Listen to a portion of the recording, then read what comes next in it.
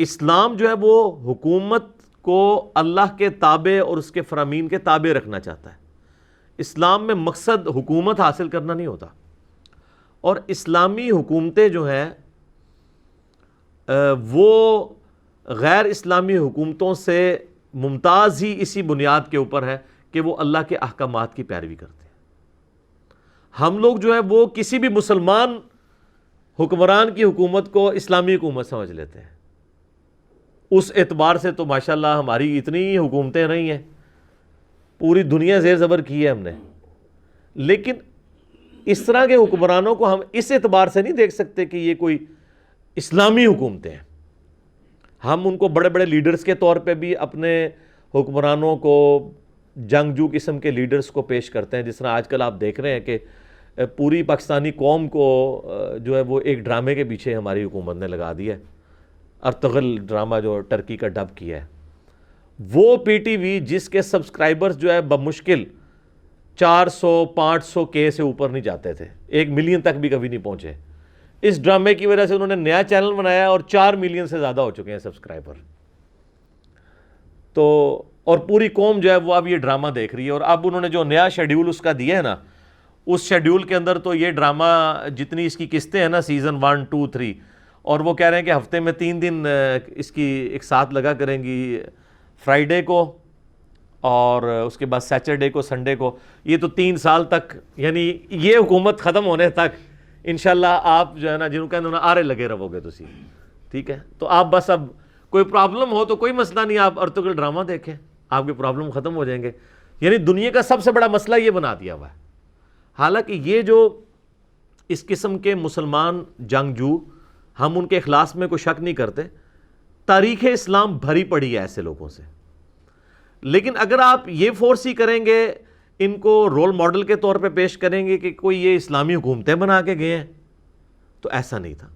ہاں, مسلمان حکومتیں ضرور بنائی ہیں انہوں نے, اور مسلمانوں کے دفاع کے لیے کوششیں ضرور کی ہیں. جس طرح ایک قوم کو اپنی, یعنی قوم میں کوئی ڈومیننٹ بندہ ہوتا ہے, اسے اپنی قوم کے ساتھ ایک محبت ہوتی ہے نیچرل, تو وہ اس کے لیے کوشش کرتا ہے.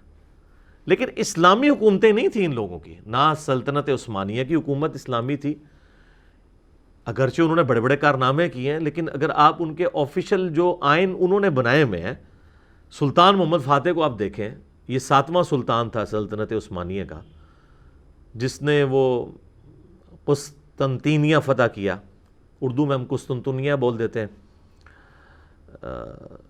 کانسٹنٹائن انگلش میں بول دیتے ہیں. یعنی رومن امپائر کا جو گڑھ تھا, جو اس وقت استنبول سٹی ہے ٹرکی کا.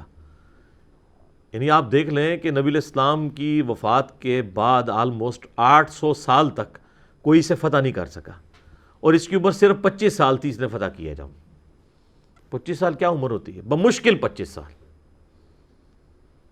لیکن جب اس نے آئین بنایا تو اس نے, یعنی اس میں لکھوایا کہ کوئی اگر میرے بعد جو سلطان بنیں گے تو جھگڑے کو ختم کرنے کے لیے جو سلطان بن جائے تو وہ اپنے چھوٹے بھائیوں کو قتل بھی کروا سکتا ہے.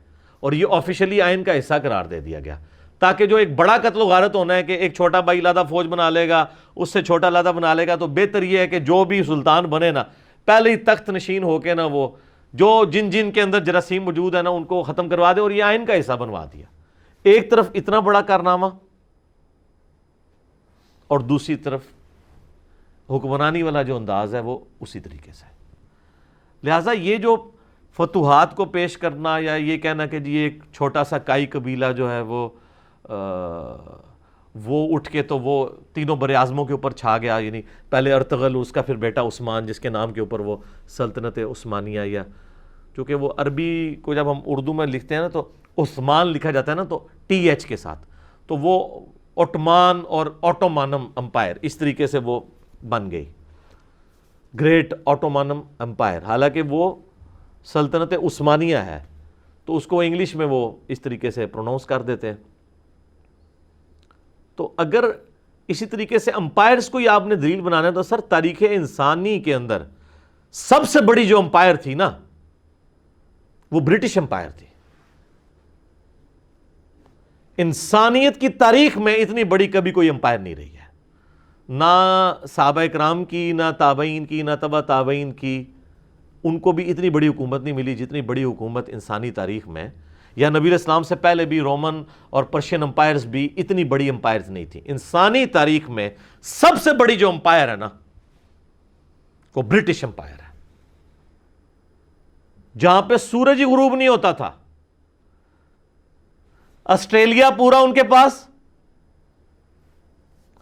نیچے امریکہ پورا ان کے پاس، ادھر سے افریقہ ان کے پاس، اور ماشاءاللہ انڈیا پاکستان پہ تو ویسے ہی ان کی حکومت تھی. یعنی یہ جو گلوب ہے نا، اس کے چاروں کونے آپ لیں نا تو ان میں پورے پورے بر اعظم ان کے پاس تھے. تو سورج غروب کہاں سے ہونا ہے؟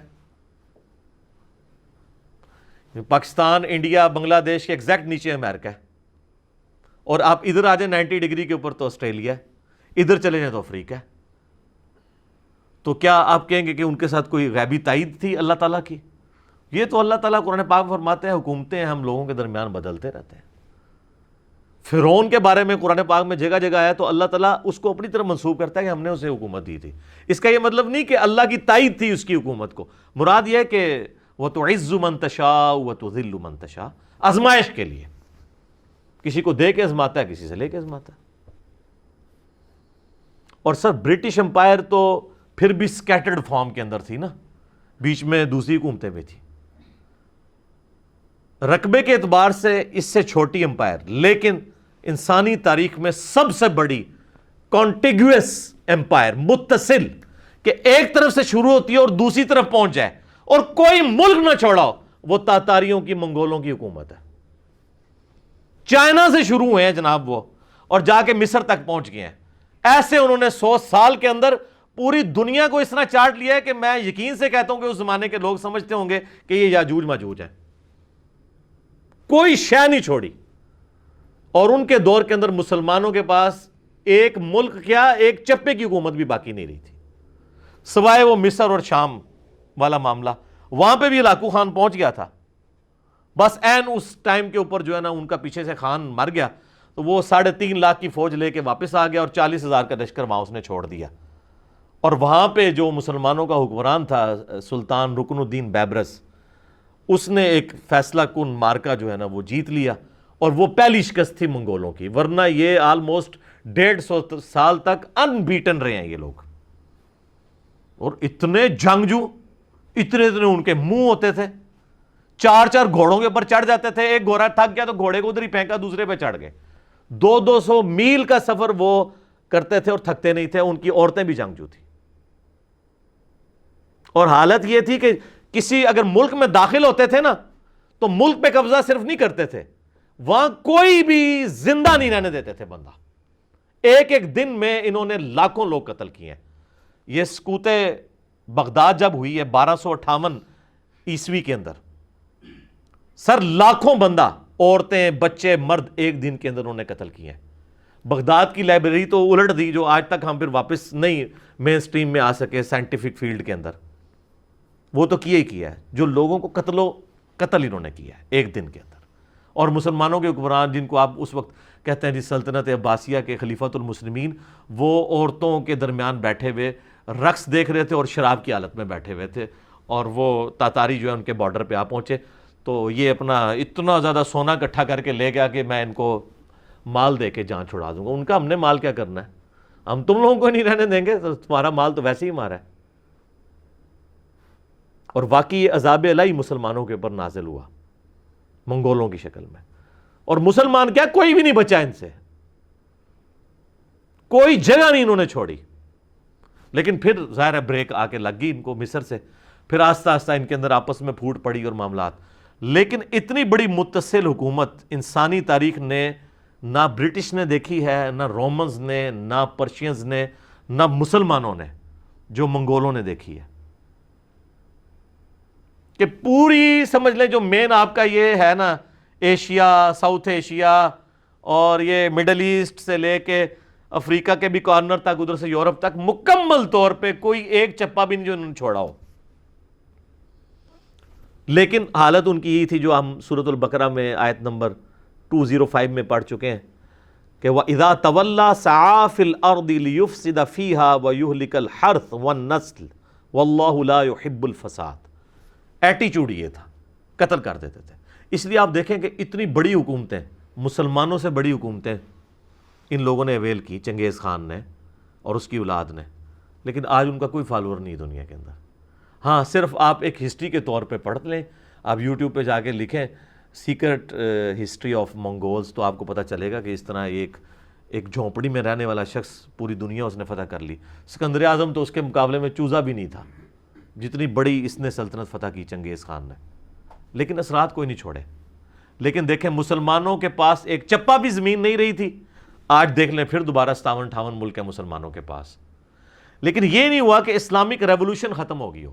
اسلامک ریولوشن چونکہ کتاب اللہ یعنی وحی کی تعلیمات کے اوپر ڈیپینڈنٹ تھی، ایک بڑی شخصیت جس نے انسانیت کے اوپر اثرات چھوڑے اپنے اخلاق کردار کی وجہ سے، یعنی محمد رسول اللہ صلی اللہ علیہ وآلہ وسلم، ہمارے ماں باپ ان پہ قربان ہو، تو اس طرح کا لیڈر تو ان ریولوشنز کے پاس تو کوئی نہیں تھا نا، جنگجو تھے۔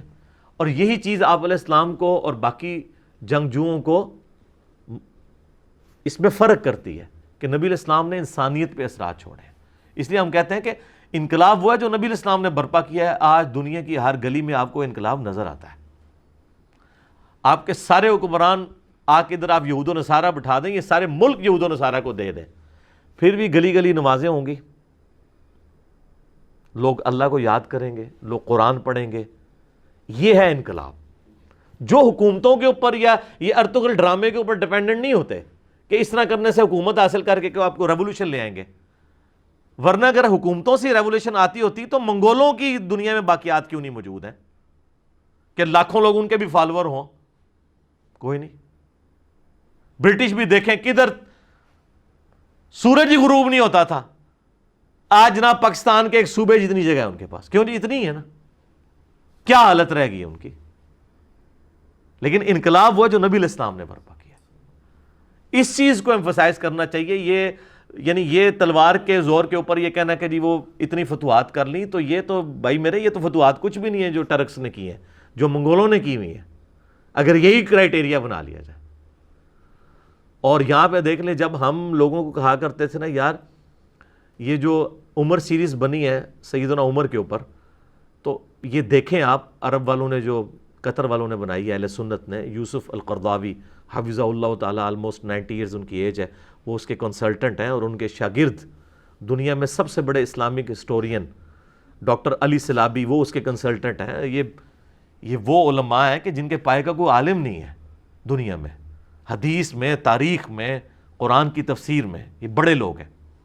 مفتی اعظم قطر ہیں یہ یوسف القرضاوی صاحب۔ ان لوگوں کی کنسلٹنسی کے اندر یہ فلم بنی ہے جس میں ٹرو اسلامک ریولوشن دکھائی گئی ہے۔ اس وقت مولوی کہتے تھے جناب یہ کیا جی، یہ لوگوں کو فلمیں دیکھنے کا مشورہ دے رہا ہے۔ آج وہ سارے کے سارے مولوی صرف اس لیے کہ سلطنت عثمانیہ جو ہے وہ چونکہ فقہ حنفی پہ مبنی تھی، اب وہ ان ڈراموں کے فضائل بتا رہے ہیں۔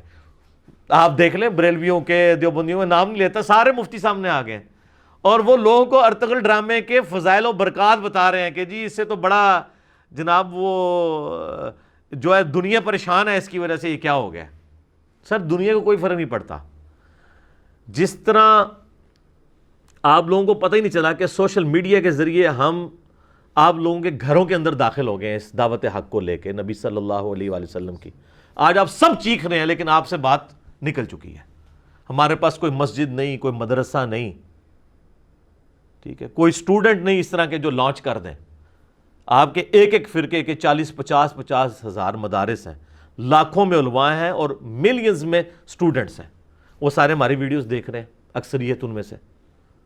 تو پریکٹیکلی تو حکومت ہمارے پاس تو کچھ بھی نہیں ہے، حقیقت بات ہے۔ ہم تو کسی مسجد میں امام تو بڑی دور کی بات ہے، ہمیں تو مقتدی کی حیثیت سے کھڑا ہوتے ہوئے ڈر لگتا ہے کہ ہمیں کہیں گے بھائی ادھر سے نکلو۔ لیکن بے تاج بادشاہ بنے ہوئے، کیوں کہ وقت کو بھانپ لیا کہ اس وقت ضرورت کیا ہے۔ تو میرے بھائی اس وقت ارطغرل ڈرامے کی ضرورت نہیں ہے، لوگوں کو اس کتاب کے ساتھ جوڑنے کی ضرورت ہے، اس شخصیت کے ساتھ جوڑنے کی ضرورت ہے جس پہ یہ کتاب نازل ہوئی ہے۔ اس کو بھی اللہ تعالیٰ نے سورۃ البقرہ میں فرمایا نا، ھدی للناس وبینات من الہدی والفرقان، یہ کتاب وہ ہے جو انسانیت کے لیے ہدایت ہے، کسی ایک گروہ یا طبقے کے لیے نہیں، وَبَيِّنَاتٍ مِّنَ الْہُدَىٰ، اور اس میں ہدایت کے روشن دلائل ہیں، وَالْفُرْقَانِ، اور یہ حق اور باطل میں تمیز کرنے والی کتاب ہے۔ اور صحیح بخاری میں حدیث ہے محمد فرق بین الناس، محمد صلی اللہ علیہ وآلہ وسلم بھی لوگوں میں حق اور باطل میں تمیز کرنے والے۔ تو آپ الفرقان اس کتاب، اور یہ کتاب جو کتاب جس کو کہتے ہیں مجسم محمد رسول اللہ صلی اللہ علیہ وآلہ وسلم کی مبارک ذات، اس کے ساتھ لوگوں کو جوڑے، وہ ریولوشن ہے۔ حکومتیں حاصل کرنے سے کچھ نہیں ہوتا، فتوحات کرنے سے کیا ہوتا ہے؟ کچھ بھی نہیں ہوتا۔ باقی جو ان کے باقی جو نیگیٹو اعمال ہیں وہ بھی چلتے رہے آپ کے سامنے کہ کیا کچھ یہ لوگ کرتے رہے۔ تو میں یعنی مجھے بڑے لوگ کہہ رہے تھے، ابھی بائی چانس چونکہ یہ آیات آ گئی سورۃ البقرہ کی، تو مجھے یہ ذہن میں بات آ گئی کہ یہ ڈرامے لگانا چھوڑیں اس قوم کے ساتھ، ٹھیک ہے نا؟ پوری قوم کو ڈرامے کے پیچھے لگایا ہوا ہے، اور جناب وہ جی سعودیہ والوں نے پابندی لگا دی ہے، جی اس سعودیہ میں تو ملوکیت ہے، ان کو اس سے کوئی غرض نہیں ہے، انہوں نے تو پابندی لگانی ہے نا، ٹھیک ہے؟ بات یہ وہ پابندی اٹھا بھی لیں تب بھی کوئی اسلام کی خدمت تو اس کے ذریعے کوئی نہیں ہو رہی ہے، ٹھیک ہے؟ سعودیہ کی حکومت کو تو ہم ویسے ہی کنڈیم کرتے ہیں کہ ہم تو کہتے ہیں کہ ٹرو اسلامک ڈیموکریسی ہونی چاہیے، یہ کسی خاندان کا کام نہیں ہے کہ وہ تلوار کے زور کے اوپر جو ہے وہ مسلط ہو جائے عوام الناس کے اوپر اور ان سے جینے کا حق بھی چھین لے، اور جو مسلمانوں کو جو مختلف مکاتب فکر کے لوگ ہیں ان کو اپنے اسکول آف تھاٹ کے مطابق دین پریکٹس کرنے سے روک دے۔ اس طرح تو نہیں ہونا چاہیے۔ علمی اختلاف کریں، آپ اجازت دیں سب کو، لیکن وہاں انہوں نے اسٹرکٹ کیا ہوا ہے سلسلہ۔ جس طرح یہاں پہ بھی آپ دیکھ لیں تو ہمارے ملک کے اندر بھی انڈکلیئرڈ تو ایک خاص مکتب فکر کی حکومت ہے نا، باقیوں کے لیے تو سانس لینا بھی یہاں پہ مشکل ہے۔ اس طرح وہاں پہ بھی یہی صورتحال ہے، تو وہ چھوڑ دیں ڈرامے۔ تو اب جو لوگ عمر سیریز کو، جو واقعی ٹرو ریولوشن تھی جس میں نبی علیہ السلام کی مبارک سیرت کو، صحابہ کرام کی قربانیوں کو فلمایا گیا ہے اور بڑی محنت کے ساتھ، اس کی مخالفت کرتے تھے۔ اچھا سعودیہ نے عمر سیریز کی بھی مخالفت کی تھی، وہ اس لیے کہ وہ کسی صورت نہیں چاہتے کہ ملوکیت خلافت میں کنورٹ ہو، ٹھیک ہے؟ وہ تو چاہیں گے کہ بھئی یزید اوپر ہو اور حسین نیچے ہو، نعوذ باللہ۔ لیکن اللہ نے جب اہل بیت کو سربلندی دی ہے تو ان سے تو کوئی نہیں وہ سربلندی چھین سکتا۔ صلاۃ بر محمد و آل محمد، اللہم صلی علی محمد و علی آل محمد۔ تو یہ آپ ان چیزوں کو، ان ڈراموں سے باہر نکلیں اور ریئل لائف کی طرف آئیں۔ تو اب وہ علماء جو کہتے تھے عمر سیریز نہ دیکھیں، اب وہ ارطغرل ڈرامے کے نا فضائل و برکات سنا رہے ہیں۔ وہ سارے علماء، بریلوی ہوں، دیوبندی ہوں، آپ دیکھیں اہل حدیث جو ہیں یا مخالفت کر رہے ہیں یا خاموشی اختیار کر رہے ہیں، ان کا تو مسئلہ سعودیہ ہے، ان کو تو اس سے کوئی غرض نہیں ہے کہ ڈرامے کے اندر کیا دکھایا گیا، ان کا مسئلہ کچھ اور ہے، کیونکہ انہوں نے تو عمر سیریز کی بھی مخالفت کر دی تھی، حالانکہ سیدنا عمر تو کامن پرسنالٹی ہے نا، تو وہ ان کا مسئلہ ڈیفرنٹ ہے۔ ادھر بھی اب وہ کہہ رہے ہیں کہ جی ہم نوجوانوں کو جناب وہ مشورہ دیں گے کہ جو فلمیں دیکھتے ہیں وہ یہ دیکھ کے سوئیں، چلیں یہی دیکھ لیں۔ تو سر اس کی بجائے نا ان کو بتائیں کہ آپ نے دیکھنا ہے نا تو آپ عمر سیریز دیکھیں، وہی مشورہ دینا، ٹھیک ہے؟ ادھر صرف چونکہ وہ اپنے ایک فرقے کو پروموٹ کرنا تھا کہ جی وہ چونکہ سلطنت عثمانیہ میں فقہ حنفی مکمل طور پہ رائج تھی، پھر ان لوگوں نے خانہ کعبہ شریف کے اندر 400 سال تک تقریباً 4 مسلح رکھے، یہ تو سعودی حکومت نے آ کے اٹھائے ہیں۔ یہ سعودی حکومت کا ایک ایسا کام ہے جو اپریشیٹ کرنا چاہیے۔ اور اب میں نے پیش گوئی کی ہے کہ قیامت تک 4 مسلح نہیں ڈال سکتے۔ کیوں؟ 4 کیسے ڈلیں گے؟ حنفی 2 ہیں، حنفی بریلوی اور حنفی دیوبندی، کس کا مسلح ڈالے گا؟ اور ان کے اختلاف جو ہے وہ کس نوعیت کا آپ کو پتہ ہے۔ تو اب یہ جو لوگ کہتے تھے نا کہ 4 اماموں کے اوپر اجماع ہوا ہے، اسی اجماع کی بنیاد پہ انہوں نے جو ان کا سو کالڈ بند کمرے والا اجماع، اسی اجماع کے بنیاد کے اوپر انہوں نے 4 مسلح حرمین میں ڈالے تھے۔ اجماع ٹوٹ کیسے گیا؟ اجماع پہ تو اللہ کا ہاتھ ہوتا ہے۔ المستدرک الحاکم میں صحیح سند سے حدیث ہے 399 نمبر کہ نبی صلی اللہ علیہ وآلہ وسلم نے فرمایا اللہ تعالیٰ میری امت کو کبھی بھی گمراہی پر جمع نہیں ہونے دے گا، جماعت پہ اللہ کا ہاتھ ہے۔ اگر یہ جماعت پہ اللہ کا ہاتھ ہے اور آپ یہ کہتے ہیں یہ اجماع امت تھا 4 مسلوں والا، یہ ہاتھ اٹھ کیوں گیا ہے اب؟ اور ایسا اٹھا ہے کہ اب دوبارہ ہوگا بھی نہیں۔ کنفرم کر، آپ دیکھ لیں، آپ ووٹنگ کروا لیں۔ دیوبندی بریلوی کیا یہ بھی ماننے کے لیے تیار نہیں ہوں گے کہ 1 سال مسلح جو ہے وہ حنفی دیوبندیوں کو دے دیا جائے اور حنفی بریلویوں کو 1 سال دے دی، اس پہ بھی تیار نہیں ہوں گے، کیونکہ ان کے بزرگوں نے جو اسلامی خدمات کر دی ہیں نا، اعلیٰ حضرت نے 1905 میں جو کتاب لکھی ہے اسام الحرمین، جس میں انہوں نے لکھا ہے کہ علماء دیوبند کے بارے میں کہ یہ لوگ بالاجماع اسلام سے خارج ہیں، مرتد ہیں، اور ان کے اسلام میں یعنی ان کے کفر میں شک کرنے والا بھی جو ہے نا وہ کافر ہے. تو واجب القتل لکھ دیا انہوں نے دیوبندیوں کو، کروڑوں کو. اور اس کے جواب میں جب 1906 کے اندر خلیل احمد سہارنپوری نے اس کتاب کا جواب دیا تو لکھا المہند علی المفند کتاب لکھی. اس کے اندر انہوں نے لکھا کہ احمد صاحب بریلوی اور ان کی جماعت پورا ایک شیطانی لشکر ہے جو ہم علماء دیوبند رضی اللہ عنہم پر حملہ آور ہو گیا. 14ویں صدی کے مولوی رضی اللہ عنہم. تو جب اس لیول کا اختلاف ہو تو ایک مسلح حنفی ڈال سکتا ہے؟ تو یوٹیوب پہ میرا ایک کلپ دیکھ لیں، خانہ کعبہ میں 4 مسلح. کیا امام کعبہ حنبلی ہیں؟ تو آپ کو پتہ چل جائے گا.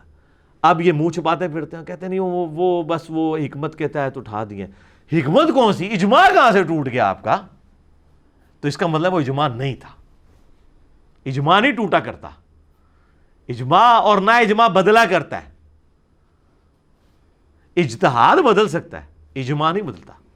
اجماع چلتا ہے اسی طریقے سے، اجماع کو کوئی نہیں توڑ سکتا.